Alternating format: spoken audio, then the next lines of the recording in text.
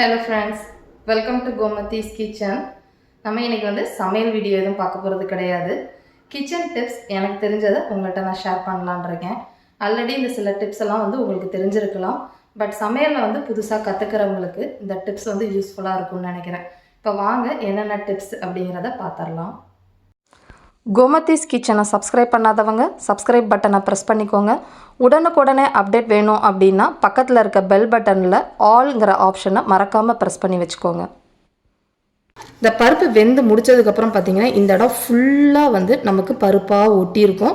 அது காஞ்சதுக்கப்புறமா இல்லை சீக்கிரமாக கழுவுனாலுமே நமக்கு கஷ்டமாக இருக்கும். அந்த மாதிரி சமயத்தில் எந்த ஆயில் சமைக்கிறதுக்கு யூஸ் பண்ணிங்களோ அந்த ஆயிலை இந்த மாதிரி ஃபுல்லாக தடவிட்டு இந்த மாதிரி தடவிடணும். தடவினதுக்கு அப்புறமா நீங்கள் வந்து பருப்பை வேக வச்சிங்க அப்படின்னா இதில் ஒட்டி இருந்தாலுமே நமக்கு க்ளீன் பண்ணுறதுக்கு ரொம்ப ஈஸியாக இருக்கும்.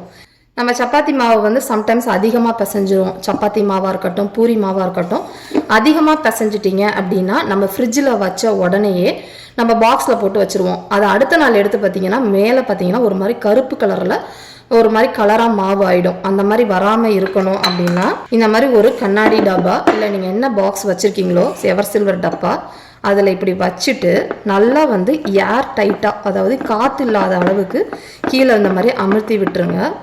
அதுக்கப்புறமா இந்த மாதிரி எண்ணெயை ஃபுல்லாக தடவிட்டு நீங்கள் ஃப்ரிட்ஜில் 2 நாள் வச்சுருந்தீங்கனாலும் இந்த மாவோட கலர் உங்களுக்கு மாறவே மாறாது. பட் டப்பா வந்து பார்த்தீங்க அப்படின்னா ஏர் டைட்டான பாக்ஸாக இருக்கணும். வர மாதிரி டப்பா வச்சிங்கன்னா கண்டிப்பாக மாவோட கலர் வேறு கலர் ஆகிடும். இப்போ நம்ம உருளைக்கிழங்கு வேக வைக்கிறப்ப பார்த்தீங்கன்னா தோல் உரிக்கிறது சில உருளைக்கிழங்குல ரொம்ப கஷ்டமாக இருக்கும். அப்போ வேக வைக்கிறதுக்கு முன்னாடி இந்த மாதிரி வந்து தண்ணி ஊற்றிட்டு அதில் 2 சொட்டு எண்ணெய் கூடவே கொஞ்சமாக உப்பு போட்டு வேக வச்சிங்க அப்படின்னா உருளைக்கிழங்கு பார்த்திங்கன்னா நல்ல சீக்கிரமாகவும் வெந்துடும். அதே மாதிரி உரிக்கிறதுக்கும் ரொம்ப ஈஸியாக இருக்கும். நம்ம சில டைம் பார்த்திங்க அப்படின்னா உரமோறு வீட்டில் வந்து நம்ம சுத்தமாக மறந்து போய் கழுவிடுவோம். நம்மக்கிட்ட உரமோறு இருக்காது. இந்த மாதிரி பாலை காய்ச்சிட்டு பால் பார்த்திங்கன்னா கொஞ்சம் வெது வெதுப்பாக இருக்கணும். ரொம்ப ஜில்லுன்னு ஆகிடக்கூடாது, ரொம்ப சூடாகவும் இருக்கக்கூடாது.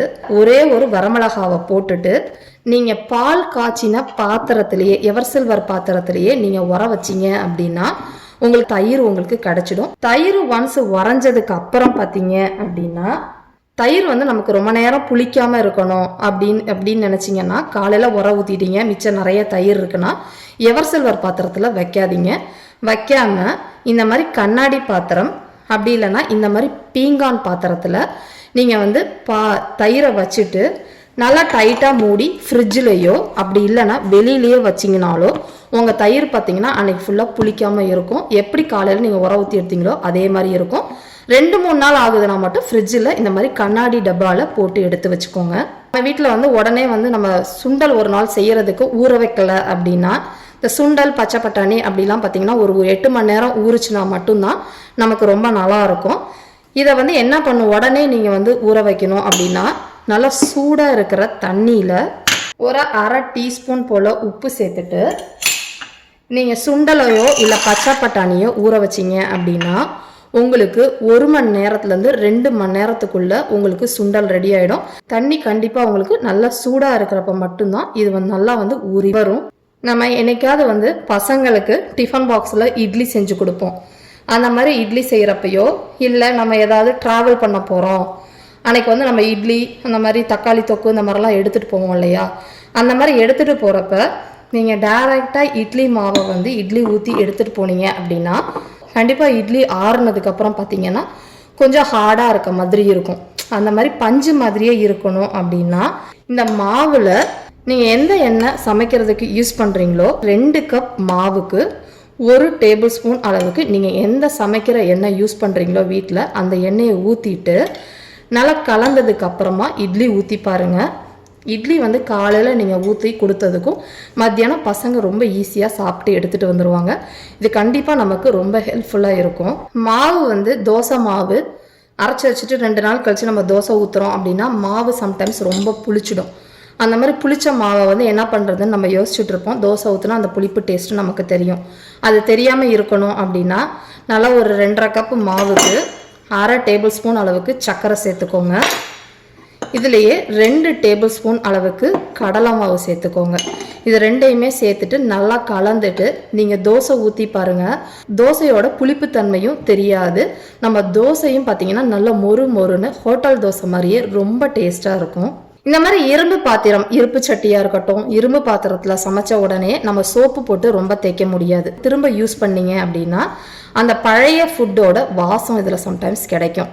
அந்த மாதிரி வராமல் இருக்கணும் அப்படின்னா சமைச்சு முடித்தோடனே சும்மா அலம்பிட்டு அதுக்கப்புறம் ஃபுல்லாக தண்ணி ஊற்றி நல்லா தலைன்னு அடுப்பில் ஒரு 5 நிமிஷம் கொதிக்க விட்டீங்க அப்படின்னா ஏற்கனவே சமைச்ச ஃபுட்டோட வாசம் போயிடும்.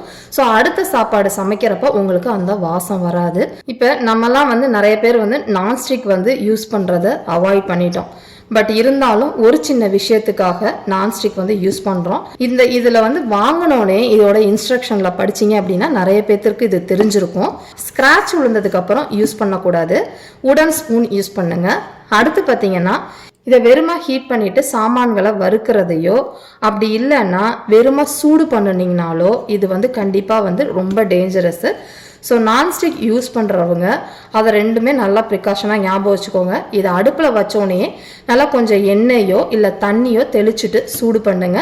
சாமான்களை வெறும் கடாயில் வச்சு மசாலா சாமான்லாம் வறுக்கிறதுக்கு நான்ஸ்டிக் கண்டிப்பாக யூஸ் பண்ணாதீங்க. ஸ்டெயின்லெஸ் ஸ்டீல் யூஸ் பண்ணுங்க. அப்படி இல்லைன்னா நம்ம இரும்பு பாத்திரங்கள் யூஸ் பண்ணலாம். என்கிட்ட நிறைய பேர் கேட்டிருந்தாங்க, மண்பானை சீக்கிரமாக அவங்களுக்கு அடியில் கிராக் வந்துடுது அப்படின்னு. பாத்திரங்கள் பழக்கப்படுத்தினதுக்கு அப்புறமா தான் யூஸ் பண்ணணும். இதை வெறும் சட்டியை நம்ம சூடு பண்ணக்கூடாது. வெறும் சட்டியை வச்சு நம்ம மசால் சாமான்கள் வறுக்கிறதுக்கோ இல்லை எண்ணெய் ஊற்றுறதுக்கு முன்னாடி ஃபஸ்ட்டு நம்ம இந்த சட்டி சூடாகட்டும் கொஞ்சம் நேரம் அடுப்பில் வைப்போம். இந்த மாதிரி ஹை ஹீட்டில் நீங்கள் வெறும் பானையை ஹை ஹீட்டில் வச்சு சூடு பண்ணினீங்க அப்படின்னா கண்டிப்பாக உங்களுக்கு கிராக் விழுந்துடும். சீக்கிரமாக நம்மளோட சட்டி வீணாக போயிடும். நம்ம பார்த்தீங்கன்னா டெய்லி நம்ம பால் காய்ச்சுவோம். காலையில் பார்த்தீங்கன்னா நம்ம அரைபரி வேலையில் பால் காய்ச்சிக்கிட்டே மற்ற வேலையும் பார்க்க ஆரம்பிப்போம். அந்த சமயத்தில் பார்த்தீங்கன்னா பால் நம்மளுக்கே தெரியாமல் பொங்கி வழிஞ்சிரும். அந்த மாதிரி உங்களுக்கு பால் பொங்கி வராமல் இருக்கணும் அப்படின்னா இந்த மாதிரி ஒரு கரண்டி, எந்த கட்டைக்கரண்டியாக இருந்தாலும் சரி, நம்ம மற்ற யூஸ் பண்ணுற கரண்டியாக இருந்தாலும் சரி, இதை இந்த மாதிரி மேலே வச்சிட்டிங்க அப்படின்னா உங்களுக்கு பால் பொங்கி வராது. அப்படி இல்லை அப்படின்னா நீங்கள் வீட்டில் வெண்ணெய், அதாவது உப்பு போடாத வெண்ணெய் வச்சுருந்தீங்க அப்படின்னா அந்த வெண்ணெயை இந்த மாதிரி ஃபுல்லாக மேல் பகுதி எல்லாம் இந்த இடத்துல நல்லா அப்ளை பண்ணிவிட்டு பால் காய்ச்சினீங்கன்னா நம்ம எந்த அளவுக்கு தடவி இருக்கோமோ அதுக்கு மேலே பால் பொங்கி வராது. அந்த இடத்துல நமக்கு கொதிக்க ஆரம்பிச்சிடும். நீங்கள் பாசுமதி அரிசியில் பிரியாணியாவோ இல்லை புலாவ் இல்லை மற்ற சாதம் வெரைட்டி ரைஸோ செய்கிறப்ப என்ன பண்ணணும் அப்படின்னா எந்த ஒரு பாசுமதி ரைஸாக இருந்தாலும் ஒரு 20 to 25 நிமிஷம் நல்லா ஊற வச்சுடுங்க. ஊற வச்சதுக்கு அப்புறமா இந்த தண்ணியை ஃபுல்லாக வடிச்சிடுங்க. தண்ணியை வடித்ததுக்கு அப்புறமா நம்ம ஒரு பேனில் ஒரே ஒரு டேபிள் ஸ்பூன் அளவுக்கு நெய் சேர்த்துக்கோங்க, இல்லாட்டி எண்ணெய் சேர்த்துக்கோங்க. எண்ணெய் சேர்த்துட்டு இந்த ஊற வச்சு வடித்த அரிசி அதில் போட்டுட்டு நல்லா ஒரு 2 நிமிஷத்துக்கு வறுத்துக்கணும். ஈரப்பதம் போகிற அளவுக்கு வறுத்துட்டு இப்போ 1 கப் அளவுள்ள பாசுமதி அரிசி எடுத்தீங்க அப்படின்னா 1.5 கப் அளவுக்கு தண்ணி ஊற்றினா சரியாக இருக்கும். எந்த சமயத்துலையும் உங்களுக்கு அரிசி குழையவே குழையாது. இது ரொம்ப ஹெல்ப்பாக இருக்கும். பார்த்தீங்கன்னா நம்ம மளிகை சாமான்கள்லாம் வச்சுருப்போம் இல்லையா, அந்த ரூமில் நீங்கள் அந்த ரூமை திறந்தோனீங்க பார்த்தீங்க அப்படின்னா எல்லா மளிகை சாமான்களையும் குப்புன்னு ஒரு மாதிரி கடுத்த வாசனை வரும். அந்த மாதிரி வராமல் இருக்கணும் அப்படின்னா இந்த மாதிரி ஒரு சின்ன சின்ன பாக்ஸில் இல்லை ஒரு சின்ன டப்பாலேயோ இல்லை பவுல்லையோ பார்த்தீங்கன்னா ஒரு 2-3 இடத்துல பட்டையை நல்லா இந்த மாதிரி நுணுக்கி பவுடராக்கி ஒரு கார்னர்லையும் வச்சிட்டிங்க அப்படின்னா அந்த ஷெல்ஃபையோ இல்லை அந்த ரூமையோ திறக்கிறப்ப பார்த்தீங்கன்னா ரொம்ப நல்ல வாசனையாக இருக்கும். இந்த மாதிரி அரிசி நிறைய வாங்கி நம்ம சம்படத்தில் இந்த மாதிரி குட்டி வைக்கிறப்ப சில டைம் அதில் பூச்சி வந்துடும். அந்த மாதிரி வராமல் இருக்கணும் அப்படின்னா ஒரு வரமிளகா, அப்படி இல்லை அப்படின்னா அந்த நம்ம பிரிஞ்சி இலை இருக்கு இல்லையா, அதில் ஏதாவது ஒரு இலை, இல்லாட்டி உங்களுக்கு வேப்பலை கிடைக்கும் அப்படின்னா வேப்பலை குச்சியை நல்லா காய வச்சுட்டு அதில் ஏதாவது ஒன்று போட்டுக்கிட்டீங்க அப்படின்னா அதில் பூச்சி எதுவும் வராமல் ரொம்ப நல்லா ஃப்ரெஷ்ஷாகவும் இருக்கும், பூச்சியும் வராது. இந்த டிப்ஸ் நீங்கள் அரிசியில் மட்டும் இல்லை, நீங்கள் வாங்குகிற பருப்புலையுமே நீங்கள் யூஸ் பண்ணிக்கலாம். பருப்பு சில பேர் பார்த்தீங்கன்னா நிறைய வாங்கி வச்சுருப்பாங்க. அந்த மாதிரி இருக்கவங்களும் இந்த மாதிரி ஒரு மிளகா இல்லாட்டி பிரிஞ்சி இலை போட்டுட்டிங்க அப்படின்னா அதுலேயுமே உங்களுக்கு பூச்சி வராது. இந்த டிப்ஸ் எல்லாம் உங்களுக்கு யூஸ்ஃபுல்லாக இருக்கும்னு நினைக்கிறேன். பார்த்ததில் உங்களுக்கு எத்தனை நம்பர் டிப்ஸ் வந்து பிடிச்சது அப்படிங்கிறத கமெண்ட்டில் என் கூட ஷேர் பண்ணுங்கள். இது இல்லாமல் உங்களுக்கு தெரிஞ்ச சில கிச்சன் டிப்ஸை வந்து நீங்கள் கமெண்ட்டில் ஷேர் பண்ணீங்க அப்படின்னா பார்க்குறவங்களுக்கும் சரி எனக்கும் வந்து யூஸ்ஃபுல்லாக இருக்கும். இதே மாதிரி நிறைய வீடியோக்கள் உங்களுக்கு பார்க்கணும் அப்படின்னா மறக்காமல் கோமதிஸ் கிச்சன் சேனலை சப்ஸ்கிரைப் பண்ணி வச்சுக்கோங்க. தேங்க்ஸ் ஃபார் வாட்சிங்.